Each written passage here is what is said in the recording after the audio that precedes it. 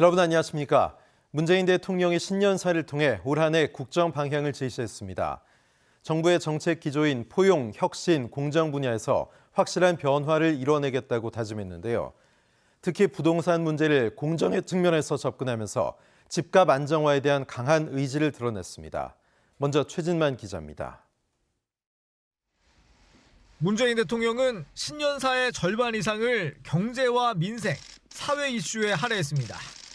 올해는 경제가 힘차게 뛰며 도약하게 될 것이라면서 포용, 혁신, 공정 3대 키워드를 제시했습니다. 국민들께서 포용, 혁신, 공정에서 확실한 변화를 체감할 수 있도록 하겠습니다. 우선 포용이 우리 사회 곳곳에 미치게 해 국민의 삶을 더 따뜻하게 하겠다고 다짐했습니다. 뚜렷한 회복세를 보이고 있는 일자리를 더 늘리고 노동이 존중받는 사회로 다가가겠다고 밝혔습니다. 또 혁신의 기운을 경제 전반으로 확산시키겠다며 미래차 등 신산업 분야의 육성을 강조했습니다. 우리는 어떤 어려움도 극복할 것입니다. 올해 수출과 설비 투자를 플러스로 반등시켜 성장률의 상승으로 연결시키겠습니다. 문 대통령은 특히 사회 전반에 걸친 불공정을 개선한 바탕에서 포용과 혁신을 조화시켜 나가겠다며 공정에 초점을 맞췄습니다. 공수처법 국회 통과에 이어 수사권 조정 법안이 처리되면 더욱 공정한 사회가 될 것이라며 중단 없는 권력기관 개혁을 강조했습니다. 부동산 시장을 공정의 차원에서 다루며 집값 안정도 약속했습니다. 부동산 시장의 안정, 실수요자 보호, 투기 억제에 대한 정부의 의지는 확고합니다. 부동산 투기와의 전쟁에서 결코 지지 않을 것입니다.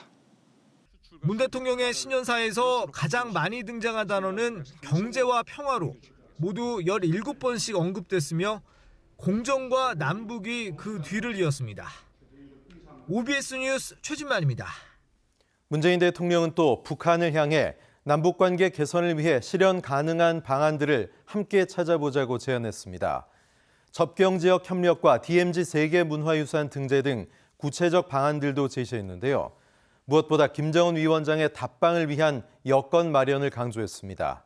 배혜수 기자입니다. 문재인 대통령이 신년사에서 북한에 보낸 메시지는 남북 협력을 증진할 현실적인 방안을 모색해보자는 겁니다.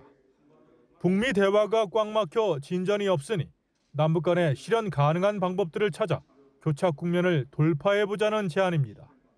이를 위해 6.15 남북 공동선언 20주년을 맞는 올해 김정은 위원장의 답방이 성사되도록 협력하자고 말했습니다.